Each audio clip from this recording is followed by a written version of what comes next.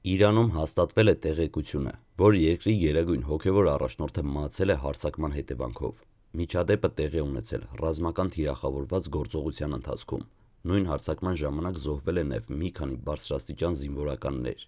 Պաշտոնական աղբյուրները հայտարարում են, որ երկրի կառավարումը ժամանակավորապես փոխանցվել է հատուկ ձևավորված կառավարման կոմիտեին։ Այդ մարմինը պետք է ապահովի պետական համակարգի շարունակականությունը, մինչև նոր քաղաքական որոշումներ կայացվի։ Հարվածը տեղի ունեցել այն փուլում, երբ Իրանը ներգրաված էր դիվանագիտական շփումների մեջ արևմտյան մի շարք երկրների հետ։ Իսրայելական աղբյուրների պնդմամբ ռազմական գործողությունների ծրագիրը մշակված էր ամիսներ առաջ, իսկ բանակցային գործընթացը դիտարկվել է որպես ժամանակ շահելու միջոց։ Այս հանգամանքը փոխում է տարածաշրջանային անվտանգության ամբողջ հաշվարկը։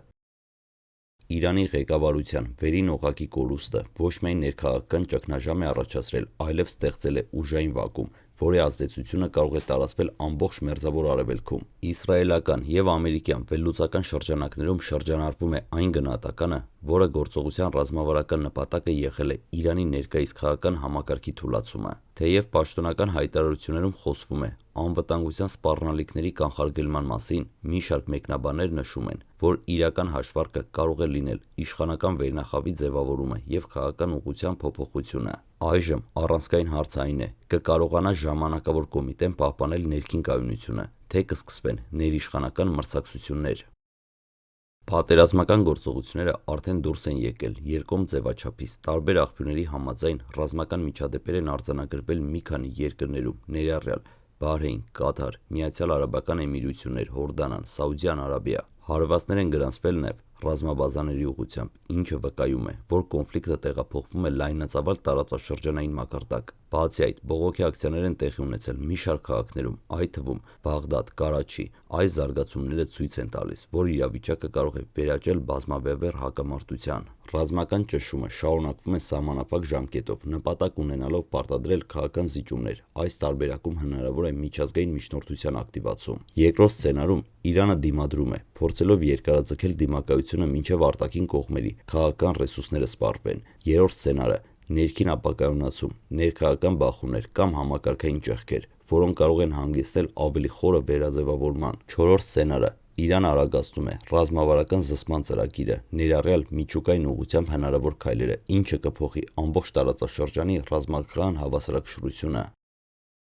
Իրանում տեղի ունեցած զարգացումները անմիջապես ներքաշեցին նաև Միացյալ Նահանգները, թեև պաշտոնական հայտարարություններում Վաշինգտոնը շեշտում է, որ իր գործողությունները միտված են տարածաշրջանային անվտանգության պաշտպանությանը։ Միջազգային վերլուծաբանների մի մասը կարծում է, որ իրավիճակը ունի նաև ավելի լայն քաղաքական հաշվարկ։ Մի քանի արևմտյան փորձագետների գնահատմամբ գործողությունը կարող էր ունենալ երկու հիմնական նպատակ։ Առաջինը՝ թուլացնել Իրանի ռազմական կարողությունները, երկրորդը՝ ստեղծել պայմաններ իշխանության վերաձևավորման համար։ Սակայն այս սցենարը պարունակում է լուրջ ռիսկեր հենց ԱՄՆ-ի համար։ Եթե ռազմական գործողությունները երկարաձգվեն, դա կարող է բերել ֆինանսական և ռազմական ռեսուրսների սպառման։ Միևնույն ժամանակ, ներպետական քաղաքական դաշտում կարող է աճել քննադատությունը։ ԱՄՆ ներքին քաղաքական դաշտում արդեն նկատվում են տարաձայնություններ։ Որոշ շրջանակներ պնդում են, որ Իրանի դեմ գործողությունները հակասում են նախկին հայտարարություններին նոր պատերազմներից խուսափելու վերաբերյալ։ Եթե ռազմական գործողությունները չտան արագ արդյունք, հնարավոր են հետևյալ զարգացումներ՝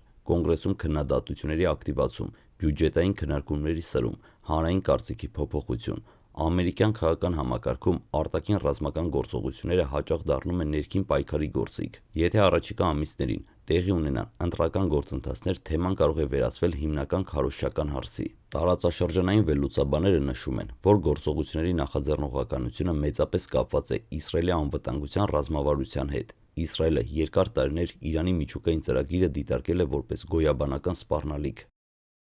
Այս իրադարձությունները կարող են ընկալվել որպես փորձ կանխարգելելու Իրանի ռազմական հնարավորությունների հետագա զարգացումը։ Այստեղ կարևոր է հասկանալ, որ եթե գործողությունները չհանգեցնեն արագ քաղաքական արդյունքի, ապա տարածաշրջանը կարող է մտնել երկարատև անկայունության փուլ։ Իրանում ձևավորված ժամանակավոր կառավարման կոմիտեն կանգնած է մի քանի բարդ խնդրի առաջ՝ պահպանել անվտանգության համակարգի վերահսկողությունը, կանխել ներիշխանական պառակտումները, կառավարել հանրային դժգոհության հնարավոր աճը։ Եթե իշխանական վերնախավում առաջանան տարաձայնություններ արտաքին քաղաքական ուղղության շուրջ, դա կարող է խորացնել ներքին լարվածությունը։ Միևնույն ժամանակ, արտաքին ճնշման պայմաններում իշխանությունը կարող է փորձել համախմբել հասարակությանը արտաքին սպառնալիքի օրակարգով։ Ամենազգայուն հարցերից մեկը Իրանի ռազմավարական ծրագրերն են։ Վերլուծական շրջանակներում քննարկվում է, եթե արդյոք Թեհրանը կարող է զարգացնել զսպման մեխանիզմների զարգացումը որպես անվտանգության երաշխիք, եթե Իրանը որոշի գնալ առավել կոշտ ռազմավարական ուղղությամբ, դա կարող է բերել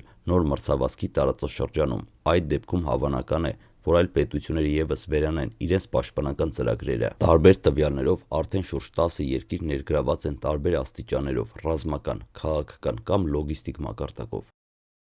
Իրանի շուրջ զարգացող լայնածավալ լարվածությունը անմիջական ազդեցություն կարող է ունենալ նաև Հայաստանի վրա։ Հայաստանը սահմանակից է Իրանին և հանդիսանում է տարածաշրջանային հաղորդակցային կարևոր հանգույց։ Այդ պատճառով ցանկացած խորացում Մերձավոր Արևելքում ավտոմատ կերպով տեղափոխվում է նաև Հարավային Կովկասի անվտանգային օրակարգ։ Ռազմական գործողությունների շարունակական դեպքում հնարավոր է բնակչության տեղաշարժ Իրանից դեպի հարևան երկրներ։ Հայաստանը կարող է դառնալ ուղղություններից մեկը, հաշվի առնելով ցամաքային սահմանը, պատմական համայնքային կապերը, հարաբերական անվտանգ միջավայրը։ Եթե իրավիճակը սրվի, խոսքը կարող է գնալ հազարավոր մարդկանց մասին։ Սա ենթադրում է սահմանային վերահսկողության ուժեղացում, հումանիտար ենթակառուցվածքների պատրաստվածություն, առողջապահական և սոցիալական համակարգերի ճկունություն։ Նման զարգացումը պահանջում է նախապես մշակված ճգնաժամային պլանավորում։ Եթե հակամարտությունը վերածվի երկարատև տարածաշրջանային պատերազմի, հնարավոր է ուժերի վերադասավորում ամբողջ տարածաշրջանում։ Այդ պայմաններում ակտիվ դերակատար կարող են դառնալ նաև Ադրբեջանը և Թուրքիան։ Ռիսկերը կարող են ներառել քաղաքական ճնշման աճ, սահմանային սադրանքների հավանականություն, հիբրիդային գործիքների կիրառում։ Հատկապես կարևոր է դիտարկել այն սցենարը, երբ լայնածավալ փախստականների ալիքը կարող է օգտագործվել քաղաքական նպատակներով տարածաշրջանային նոր պահանջների ձևավորման համար։ Իրանը կարևոր դեր ունի էներգետիկ շուկաներում և տարանցիկ ուղիներում։ Ռազմական գործողությունների խորացումը կարող է ազդել նավթի և գազի մատակարարումների վրա, ծովային ուղիների անվտանգությանը, ներդրումային միջավայրի վրա։ Այս փոփոխությունները կարող են անուղղակիորեն անդրադառնալ նաև Հայաստանի տնտեսության վրա, հատկապես տարանցիկ նախագծերի և տարածաշրջանային կապերի համատեքստում։ Այս փուլում կարելի է առանձնացնել մի քանի հիմնական ելք։ Առաջինը՝ սահմանափակ ռազմական փուլ և արագ բանակցություններ։ Կողմերը որոշակի ժամանակ անց անցնում են միջնորդավորված բանակցությունների, ստորագրվում է ժամանակավոր համաձայնություն, որը ներառում է անվտանգության և ռազմավարական ծրագրերի սահմանափակումներ։ Երկրորդը՝ հարվածները շարունակվում են շաբաթներ կամ ամիսներ, նպատակ ունենալով ստիպել քաղաքական զիջումների։ Այս դեպքում մեծանում է տարածաշրջանային ներգրավվածության խորացման վտանգը։ Երրորդը՝ եթե իշխանական համակարգում առաջանան ճեղքեր, հնարավոր են ներքաղաքական բախումներ։ Սա ամենավտանգավոր սցենարներից է, քանի որ կարող է ստեղծել անկանխատեսելի զարգացումներ։ Չորրորդը՝ Իրանը կարող է վերանել իր պաշտպանական մոտեցումները, ուժեղացնելով զսպման մեխանիզմները։ Դա կփոխի ուժային հավասարակշռությունը ամբողջ տարածաշրջանում և կարող է բերել նոր մրցավազքի։ Ինչ պետք է հաշվի առնի Հայաստանը։ Հայաստանի համար առաջնահերթ են սահմանների անվտանգությունը, հումանիտար պատրաստվածությունը, դիվանագիտական հավասարակշռված դիրքորոշումը, տեղեկատվական կայունությունը։ Պետք է խուսափել հապճեպ գնահատականներից և կենտրոնանալ պրագմատիկ քայլերի վրա։ Տարածաշրջանային անկայունության պայմաններում փոքր պետությունների համար կարևոր է արագ ադապտացիան և բազմակողմանի կապերի պահպանումը։